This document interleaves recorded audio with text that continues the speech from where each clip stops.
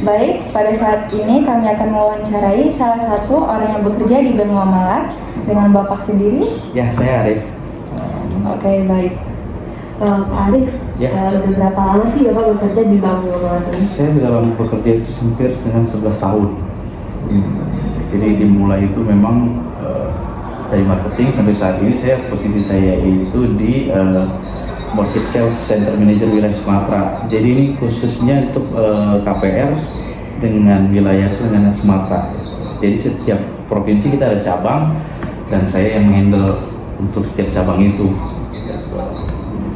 Nah, kalau boleh tahu Pak, apa sih Bank Muamalat itu kayak definisinya?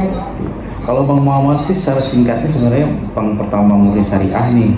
Jadi dengan di Indonesia itu memang menggunakan konsep syariah gitu. Jadi sebelum ada bank syariah yang lain itu Bank Muamalat lah yang ada untuk konsep syariah ini menggunakannya gitu. Nah, di Bank Muamalat ini ada beberapa jabatan nggak sih Pak? Terus tugas-tugasnya apa aja? Ya, kalau struktural itu Bank Muamalat ini yang saat ini kita ini adalah dia kantor cabang. Jadi di cabang itu dipimpin oleh kepala cabang. Cuman di kantor ini ditanggung jawab oleh kepala cabang. Ada bagian-bagian lain juga gitu. Termasuklah bagian saya sendiri itu di bagian memang KPR. Jadi di situ ada dibawahi oleh bagian corporate, ada bagian KPR, ada bagian usaha gitu. Jadi ditanggung jawabin oleh satu kepala cabang. Gitu. Baik Pak. Untuk program di Bank Muamalat ini ada apa saja ya Pak? Mungkin Bapak bisa menjelaskan beberapa dari program tersebut. Kalau untuk programnya saat ini yang memang lagi, kalau produk sama ya dengan Bank Umum karena kan itu diatur dalam surat Kementerian Keuangan. Jadi kan bank ini kan di bawah dari Kementerian Keuangan. Jadi salah satunya itu adalah memang dia ada tabungan prima berhadiah. Jadi prima berhadiah ini dia itu penabung tapi bisa menerima hadiah di depan. Kemudian yang kedua mungkin ada pembiayaan modelnya KPR. Jadi KPR kita di Bank Syariah Muamalat ini dia memang angsurannya fix sampai dengan lunas gitu. Karena kan di bank lain ada juga angsurannya yang berubah-ubah. Jadi keunggulannya itulah gitu. Ya.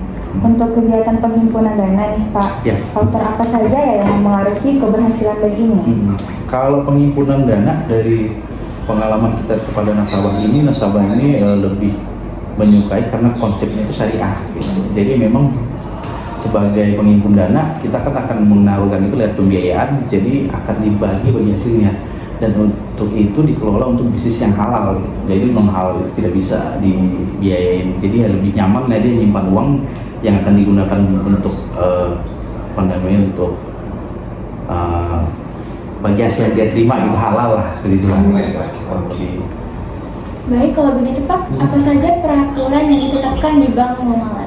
Kalau peraturan memang kan seluruh Bank Indonesia ini tetap di bawah dari Bank Indonesia. Jadi Bank Indonesia itu hanya sebagai regulator. Regulator di sini hanya perannya untuk mengatur aja. Kalau operasional untuk urusan ke nasabah, Bank Indonesia itu nggak ada fungsinya. Jadi mereka Bank Indonesia ini sebagai induk yang ditunjuk oleh negara untuk mengatur bank-bank tadi. Nah, kalau peraturan sama nih. Jadi dari peraturannya itu mungkin ada kerahasiaan bank, ada kerahasiaan nasabah, ada juga kerahasiaan yang sifatnya memang diatur dalam undang-undang gitu. Jadi memang ada yang tidak diperbolehkan, misalkan nih untuk penabung itu dilarang bank memberitahukan kepada pihak lain gitu. Itu ada undang-undangnya. Seandainya itu ketahuan, nasabah penabung itu bisa membukakan hukum ke bank. Jadi memang diatur nih, kerahasiaan nasabah itu diatur.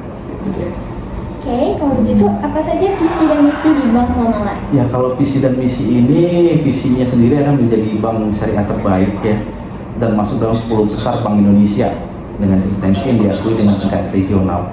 Jadi intinya kalau bank syariah ini memang yang pertama, cuman dalam kondisi perjalanannya memang saat ini belum belum termasuk ya bank yang memang terbesar gitu di Indonesia. Karena kan disandingkan juga dengan bank BUMN. Karena kan tetap di bawah Bank Indonesia itu seluruh bank Indonesia. Ada bank negara itu yang mandiri ya. Nah, artinya nanti visi misinya mungkin dalam terbaik lah, bisa masuk ke bank terbaik dalam 10 besar tadi lah gitu, terkait dengan asetnya dan keuntungan banknya gitu. Oke, untuk pertanyaan yang terakhir, apa kelebihan dan kekurangan saat bekerja di Bank Muamalat menurut pengalaman Bapak sendiri? Kalaupun kelebihan yang saya rasakan itu, pertama itu memang bekerja itu sambil berdakwah ya. Berdakwah itu artinya kita digaji bekerja, cuma kita bisa berdakwah, bisa menyampaikan kepada orang-orang banyak bahwasanya memang syariah itu konsepnya seperti ini loh. Memang secara Islam. Jadi di luar dari Islam itu diyakini itu memang tidak ada yang dijalankan di Bank Muamalat gitu kan. Kalau kekurangannya sendiri sebenarnya bisnis syariah ini kan sekarang semua bank itu punya, kayak misalnya beberapa bank yang punya buka usaha syariahnya gitu. Sementara Bank Muamalat sendiri kan nggak punya bank induknya ya Bank Muamalat gitu. Cuman kalau ada case yang lain itu kan misalnya bank lain itu ada ini syariahnya gitu. Jadi sebenarnya positif juga, semakin banyak bersaing itu semakin masyarakat itu mengenal gitu bank syariah itu. Jadi di situ sih kekurangan atau kelebihan itu hampir sama ya gitu. Iya. Baik, terima kasih Pak Arif atas waktunya. Ya. Sesi wawancara kami akhiri sampai di sini. Terima kasih. Ya.